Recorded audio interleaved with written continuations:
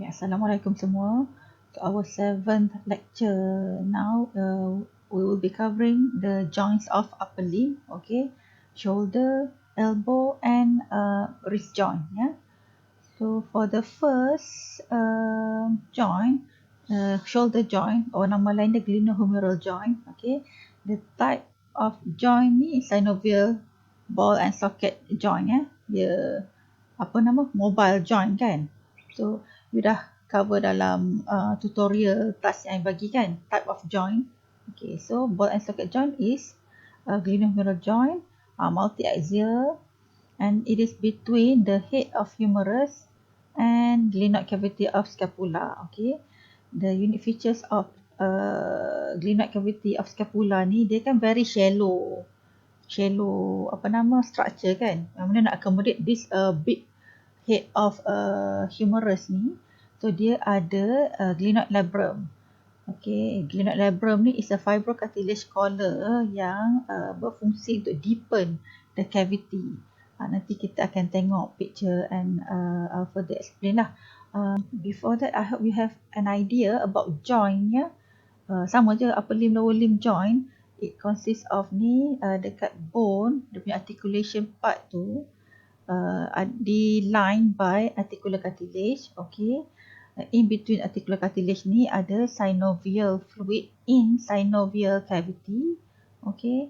So synovial cavity ni di-covered by, synovial cavity ni ada lining dia lah kan, synovial membrane. And this synovial membrane is covered by joint capsule. Okay. Joint capsule ni pula ada besar, which is a fluid filled sac yang mengcover this joint capsule from the surrounding structure such as ni lah apa nama, tendon of muscle ke ligament ke. So masa you movement of your upper limb or lower limb, this besar act as cushion to protect your joint capsule daripada worn out, daripada haus atau koyak, something like that lah. Okay, from the action of this ligament and tendon. Okay, so sama lah macam ni. Okay, nampak ni yang blue lining ni is hyaline cartilage lah. Okay, the articulation punya area of head of humerus and glenoid cavity. So this is glenoid cavity.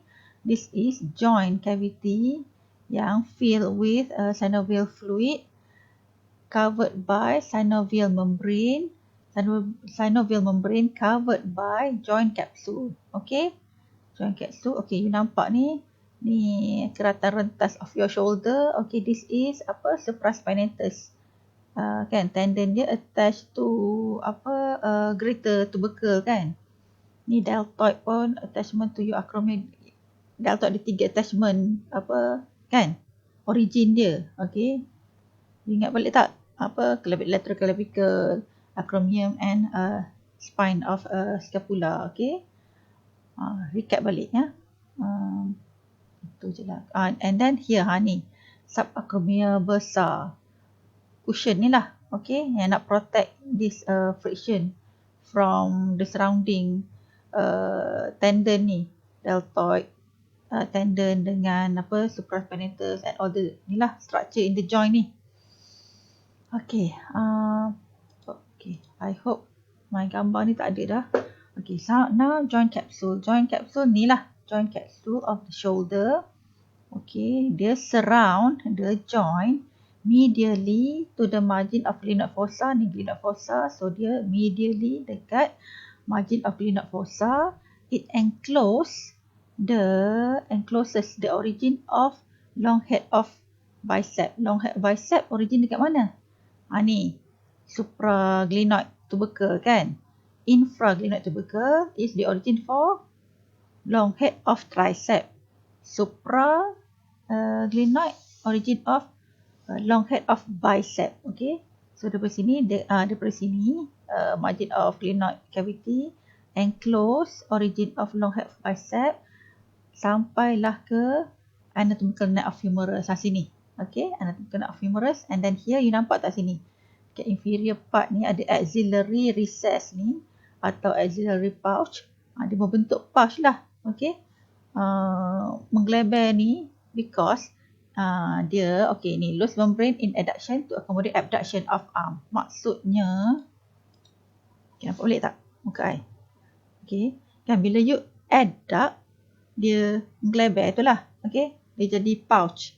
Bila you abduct dia nak accommodate this action lah. Okey, you boleh abduct your upper limb. Kalau tak macam mana you nak ni kan, abduct your upper limb.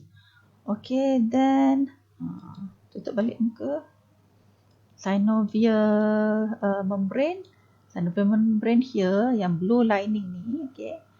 Dia line the fibrous membrane, secrete synovial fluid to reduce friction in shoulder joint.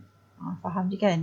Okay, tadi kita dah mention pasal besar. Okay, ni bersih in relation to shoulder joint. Bersih or synovial sheath ni. Kita ada satu ni.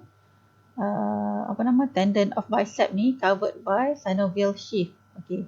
So mula-mula kita tengok yang the largest besar in our shoulder joint is subacromial or subdeltoid. The largest tau sebab dia cover from ni lah between supraspinatus. Supraspinatus ingat lagi tak kat mana? Dia akan cover daripada bawah ni subacromium, bawah acromium kan, up to deltoid. Kalau you ingat lagi, okay, spinatus from here kan, ni dekat